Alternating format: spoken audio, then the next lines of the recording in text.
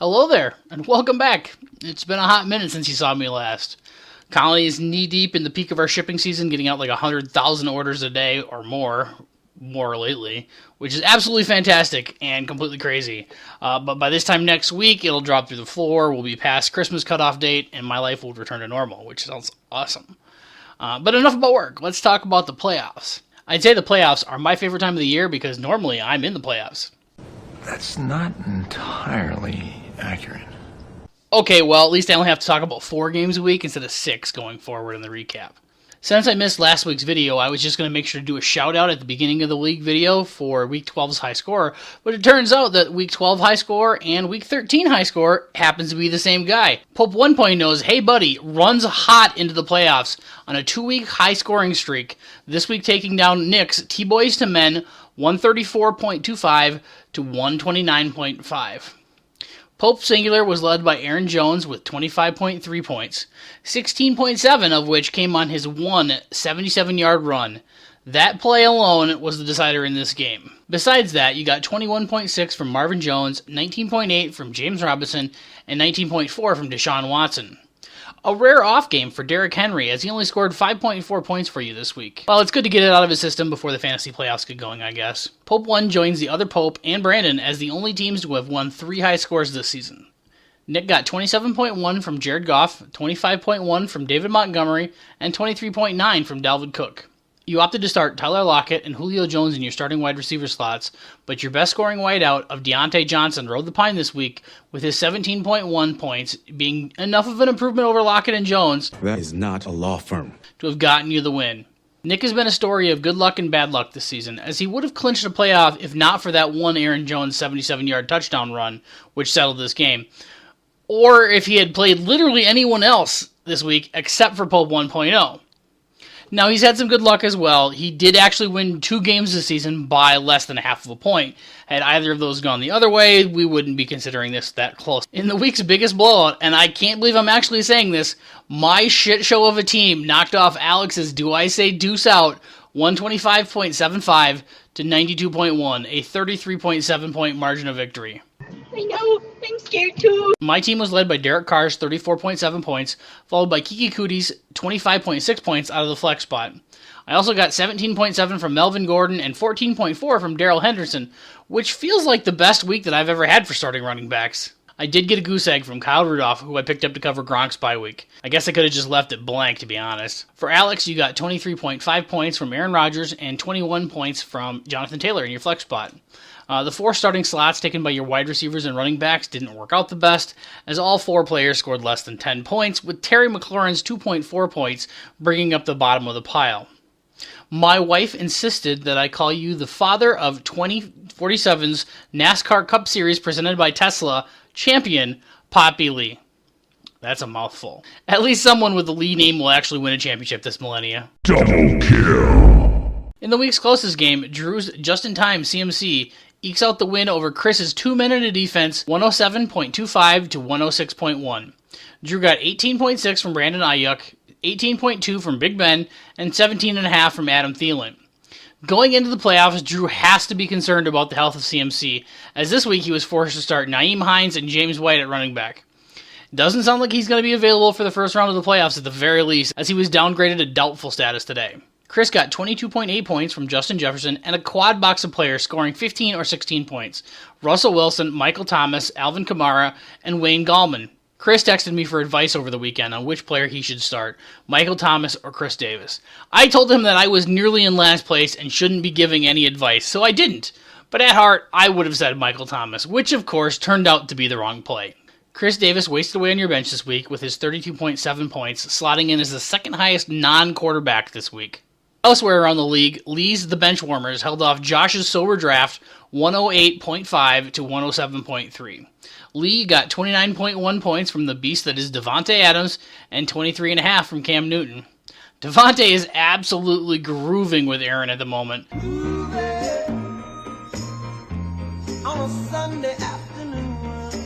Averaging 25.4 points over the last 7 weeks. Wouldn't it be much more enjoyable to watch that if you were a Packer fan instead of rooting for a stupid purple team? I am going to be speaking about the worst color. and that color is purple. And everybody should know, it is the worst color out of all the basic colors. I know that there's like 10 bajillion colors, but I'm talking about that basic crap. Purple's the worst. Josh got a pretty even team performance with 7 players scoring between 19 and 10 points, led by Chris Carson's 18.5 points, and anchored by the ghost of Jordan Reed with 10.7 points. To be honest, until I actually just started doing this recap, I had no idea that Jordan Reed was even still in the league, let alone being fantasy relevant. Of course, it is the tight end position. I think that Derek and Brandon are probably the 2 tallest league members, and they could be fantasy relevant tight ends in the NFL if either of them could actually catch. Speaking of Brandon's blown call continued the pain train for Jason's Uratowel, hitting Jason with his 11th loss in the season, 127.8 to 105.1. Brandon was led by the career day of Darren Waller with a mammoth 41.5 points on 13 catches for 200 yards and 2 touchdowns. You also got 19.3 from Patrick Mahomes and 17.1s from Nick Chubb. You had to scramble a bit with Mike Evans on a bye and James Conner out with the Rona, but the fill-in duo of Chase Edmonds and Jamal Williams managed to still score you about 12 points.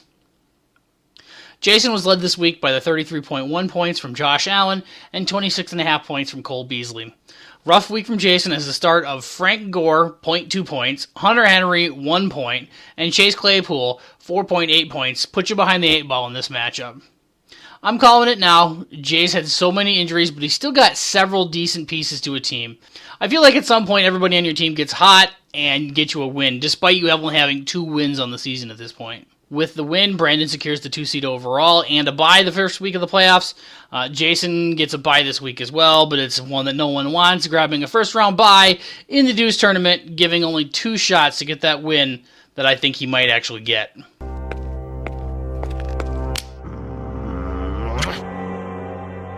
Come on, boys. The kiss of death. That's all I need. Finally, Pope 2.0's Pew Pews defeats Derek's I'm a Motherfucker 91.9 to 82.8. It's not as bad as the train wreck between Alex and Drew earlier this season, but this game did feature the 2 lowest scoring teams this week. For Pope 2, you were led with 26.6 points from Travis Kelce and 15.9 from Cam Akers. The duo of Antonio Gibson and Todd Gurley no-showed this week, netting you just 3.9 points combined from your 2 starting running backs. Still, it was enough. Derek got 16.4 from Kyler Murray, 13.1 from J.K. Dobbins, and a trio of other double-digit games from T.J. Hawkinson, DK Metcalf, and Deebo Samuel. Could have seen a bit of improvement by getting Damian Harris in for Miles Sanders, but it wasn't enough to get you the win. Plus, then you didn't get to watch Green Bay womp on the Eagles, knowing it was also hurting your team. Okay, let's talk the playoffs. Some teams are in, some teams are out. Nick ends up being the man on the outside, missing the playoffs for just the 2nd time in 9 seasons. Pope number 1 stays true to his name, carrying the number 1 seed into the playoffs, hoping to be the first number 1 seed to actually win a championship. Brandon's right behind him with the 2nd seed, as previously mentioned.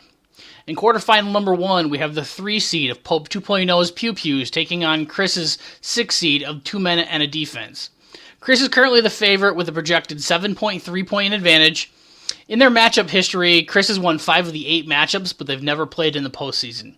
Eric's been hot, though. He's currently sitting at 9-4, but he started 0-2. The 2 losses that he's had since week 3, to Pope 1.0 and to Brandon, the 1 and 2 seeds.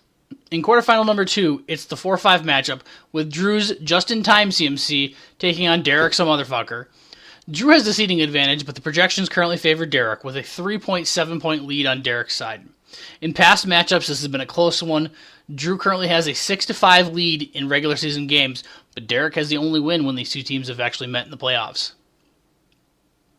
Now that we got that out of the way, let's talk about where true glory can be won or lost. Well, mostly lost. As we've known for a while, Jason secured the top Deuce seed with the worst record at 2-11. Alex gets the second bye in the Deuce bracket, despite having the same record as Josh, just based off on points for. In Deuce quarterfinal number 1, the 3 seed of Nick's T-Boys to Men is taking on Josh's Sober Draft in the 6 seed. All signs point to this being an easy win for the boys, as Nick's team has scored almost 200 points more so far this season than Josh's, is currently sitting on a 20-point projected lead, and Josh is on an 8-game losing streak. Historically, this match has gone to Nick, as he's won 2/3 of the 12 matchups they've had in the regular season. But the only playoff matchup, that went to Josh. In the Deuce quarterfinal number 2, the 4-5 matchup is a battle between myself and Lee. Lee is currently the favorite, sitting on a 2.3 projected lead in the closest of all 4 matchups this weekend. I have the regular season advantage at 6-4, but we've never played in the postseason. This is going to be way too close for my comfort. The only stat that I didn't get to mention that I wanted to call out was that Nick said that this was the highest scoring week 13 in regular season, as the teams are all getting fired up to go into the fantasy playoffs. Just a reminder, after this week, I'll be capturing your current rosters. No one on the roster after this week will be eligible to be a keeper next season. After this week, I will lock rosters for eliminated teams so that not everybody's going to have opportunities for player pickups. So pick up those long shot keepers now. Good luck to everybody in week 14, first round of the playoffs. We'll see you back next week for the preview of the semifinals.